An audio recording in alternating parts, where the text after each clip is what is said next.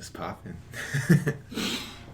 Okay, to expand on, expand on yesterday, yeah. So when it comes to the dreams I've noticed that they're becoming more vivid, that's for sure. But my memory isn't really there when it comes to the mornings. And the issue I've been finding with that is I've been having to activate or just become too active, too stimulated too quickly. So my dreams are just like, just gone. The memory's not there. So I'm gonna work on that. I'm gonna work on hopefully waking up earlier than I need to by maybe an hour or so to see if I can really start remembering my dreams. And that I think will really help me in terms of the lucid dreaming and the vivid dreaming process, because I don't know, dreams are just different than here. Anyway, to expand upon the breath, holy cow, I think it's much more than just a lucid dreaming technique.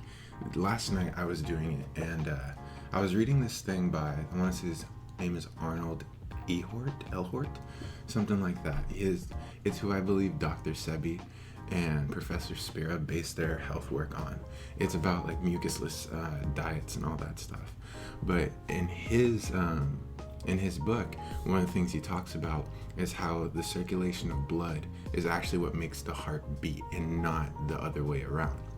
And that you can actually control how quickly the blood moves throughout your system by controlling your breath. And so I went to sleep thinking like, okay, that's kind of cool. So I wanted to slow down my heart rate and all this stuff. And looking back, the way that I used to do it was actually to slow down my breath to a super duper slow, almost standstill state.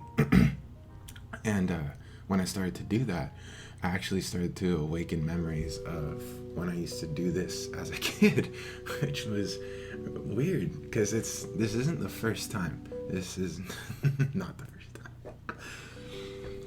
I've had other times where I've done it, but this time it was like a very, very, very clear-cut memory. Like I knew that I was 14 years old. I knew that I had just finished playing video games. It was a Saturday night. I knew that I was wearing my gray sweats. I knew that I was wearing one of my long sleeves. I can't remember exactly which one because it was really dark, but I knew that it was a thing. I remember it was a thing. I used to play video games into like 1 or 2 a.m. and then go to my bed and just breathe in the cold room and just kind of sink into it and just let the breath take me. I'd stay aware for as long as I could, but I let my body completely relax and let everything just completely relax. And I used to go into my dreams like that, and of course I would lose consciousness some point in my dream, but I'd wake up feeling just absolutely refreshed.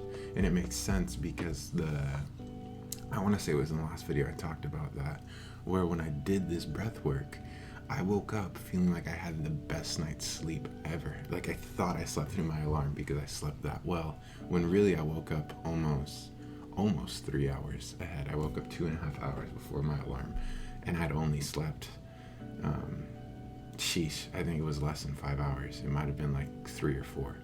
So this breath work is much more than just a lucid dreaming technique.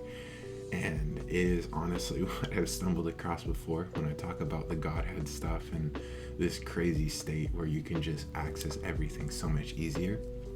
And the way I'm thinking is, since you're slowing down your breath, it's breath work. Okay, so you're slowing down your breath, and your breath can heavily regulate your thoughts as well as other functions within your body. Since you're slowing it down, all the other processes have to slow down, and with a super slow rhythm, you're stopping all the internal noise or just all the chaos going on within your body, especially if you're in a fasted state where you aren't digesting a sugary food or anything like that. 1 second. Ooh, that's so good.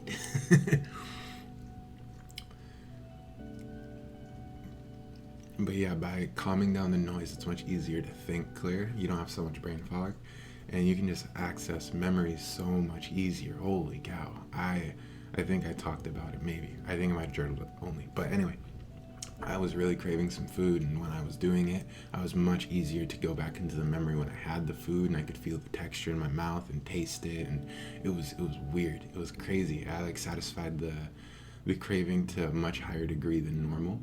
And yeah, it was nuts. It was nuts. It's a very interesting technique. So I'll keep developing it and see how it applies to the dreams. But I'm not going to be opposed to everything that I stumble upon. So with that, I'm going to go.